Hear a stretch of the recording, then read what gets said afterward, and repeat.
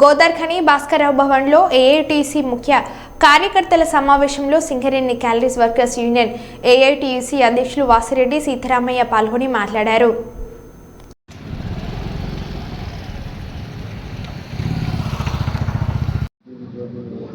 సింగరేణిలో ఈ మధ్యకాలంలో ప్రమాదాలు జరిగినప్పటికీ అధికారులు కార్మికులను సూపర్వైజర్లను బాధ్యులను చేస్తూ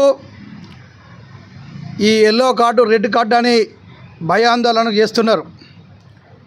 మేము ఒకటే చెప్తున్నాం, ఈ సింగరేణిలో కార్మికులు కష్టపడి ఉత్పత్తి చేస్తూ లాభాలు తీసుకొస్తుంటే అధికారులు ఆలోచన లేని బొగ్గు గనుల ప్రైవేటీకరణ వేలంకు వ్యతిరేకంగా ఏఐటీసీ యూనియన్ ఆధ్వర్యంలో జూలై 1వ తేదీ నాడు హైదరాబాదులో అన్ని కార్మిక సంఘాలని ఆహ్వానించి రౌండ్ టేబుల్ సమావేశం ఏర్పాటు చేశాం.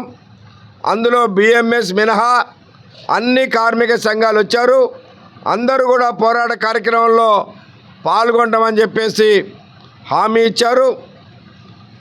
ఈ నెల జూలై 5వ తేదీ నాడు సింగరేణి వ్యాప్తంగా ఉన్న అన్ని కలెక్టర్ ఆఫీసుల్లో ముట్టడి చేసి వేలాది మంది సింగరేణి కార్మికులు పాల్గొని రాష్ట్ర ప్రభుత్వానికి కలెక్టర్ల ద్వారా మెమోరాండం ఇచ్చాం. 6వ తేదీ నుండి సింగరేణి వ్యాప్తంగా అన్ని జిఎం ఆఫీసులు హెడ్ ఆఫీసుల ముందు రిలే నిరాదీక్షలు చేశాం. 10 రోజుల తర్వాత హైదరాబాదులో గవర్నర్ ఆఫీసుని ముట్టడి చేశాం. దానిలో వందలాది మంది సింగరేణి కార్మికులు ఏఐటీసీ ఆధ్వర్యంలో పాల్గొన్నారు. ఈ యొక్క కార్యక్రమాలలో ఆనాడు హైదరాబాదులో హామీ ఇచ్చినటువంటి సంఘాలలో ఏదో ఒక్కళ్ళో ఇద్దరు ఏదో నామకే వాస్తిగా ఒకళ్ళిద్దరు వచ్చారు తప్ప మరి ఎవరు కూడా పెద్దగా పార్టిసిపేట్ చేయలేదు. అయినప్పటికి కూడా ఏఐటీసీ యూనియన్ అన్ని కార్మిక సంఘాలను కలుపుకొని ఈ ప్రైవేటీకరణకు వ్యతిరేకంగా పోరాటం చేస్తూ ఉన్నాం. అట్లాగే సింగరేణిలో ఇవాళ గుర్తింపు సంఘం పత్రం యాజమాన్యం ఆలస్యం చేస్తూ ఉంది.